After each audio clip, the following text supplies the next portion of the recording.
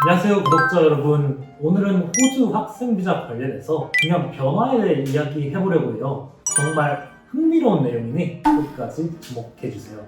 바로 2024년 저번 주 토요일인 3월 23일부터 시행된 GS 리쿼먼트 그리고 비자 컨디션에 대한 이야기입니다. 이건 정말 여러분 모두가 귀 기울여야 할 내용인 것 같아요.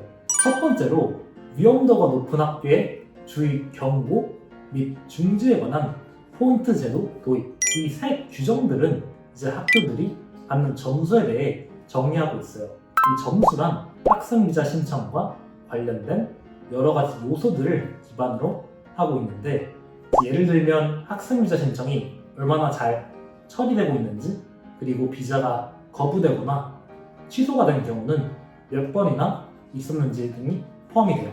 더 흥미로운 점은 이 점수들이 매년 2번씩 산출이 된다는 거예요. 그리고 이 점수에 따라 학교의 품질을 이제 평가하고, 이 점수는 학교에 통보된 날로부터 6개월간 유효가 됩니다. 그리고 이 기간이 끝나면 이제 새로운 점수가 또 발표가 되죠.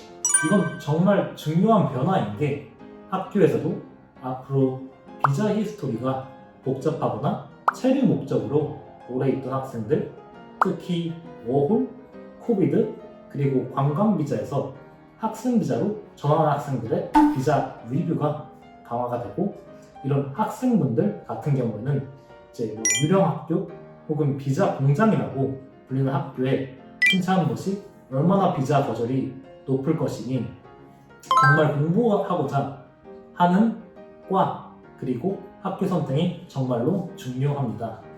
그리고 이제 학교 또한 위험도 높은 학교로 불리면 중지에 대한 경고가 들어오니 조금 더 신중하게 학생을 받을 거라고 이해를 하시면 좋을 것 같습니다. 두 번째로는 새로운 Genuine Student 조건이 2024년 3월 24일부터 도입이 되었습니다.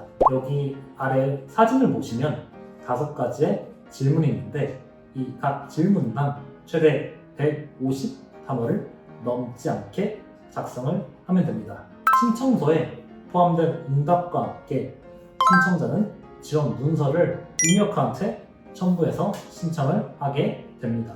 그러면 이제 이 5가지 질문은 화면에 표에 나오실 텐데 여기를 참조하시면 될 것 같습니다.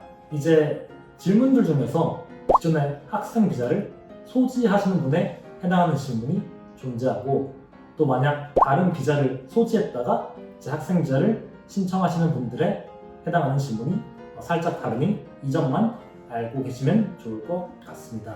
이제 이 5가지 질문에 대해서 한번 봤는데, 이 5가지 질문에 필요한 지원 문서들은 아래 표를 참조해 주시면 좋을 것 같습니다.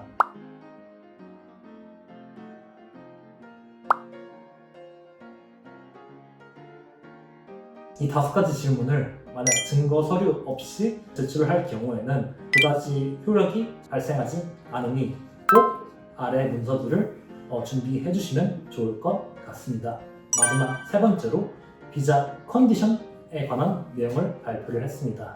클레어 오닐 이민성 장관이 이제 정부에서 호주로 ETA 혹은 관광 비자로 여행을 온 후에 학생 비자로 전환하려는 시도를 이제 막기 위해서 비지터 비자에 No further staying, 추가 체류 불가 컨디션을 더 많이 붙일 거라고 발표를 했습니다. 이제 만약 학생들이 호주에 오고 싶다면 이제 해외에서 학생 비자를 신청하는 것을 권유한다고 미디어가 발표를 했습니다. 원본의 링크는 댓글에 확인 부탁드리겠습니다. 여기 첨부된 사진을 보시면 학생 비자 신청서 맨 마지막에 학생 선언문인 스튜던트 데클레이션 부분에서 8534 그리고 8535번 컨디션이 새롭게 추가된 것을 확인할 수 있습니다. 추가 체류 불가 컨디션은 8534번 그리고 8535번 이렇게 2가지로 나눠지는데, 8535번은 외국 정부에서 장학금을 받은 학생에 해당이 되고, 8533번은 호주에서 학생 비자 후 졸업생 비자 혹은 가디언 비자 혹은 이제 프로텍션 비자를 신청하지 않는 이상 추가로 체류가 불가능하기에 비자가 만료되기 전에 호주를 떠나셔야 합니다. 만약 호주에서 공부하기를 더 원하신다면 해외에서 학생 비자를 신청해야 되거나 아니면 타로 3, 4번 조건을 면제해달라고 요청을 해야 한다. 이 내용들이 여러분께 도움이 되셨다면 이 영상을 친구들과 공유, 그리고 좋아요랑 구독 버튼을 눌러주시면 좋겠습니다. 또한 여러분들의 이제 의견이 궁금한데요.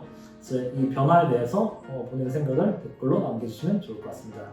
그럼 다음 소식에서 찾아뵙도록 하겠습니다. 감사합니다.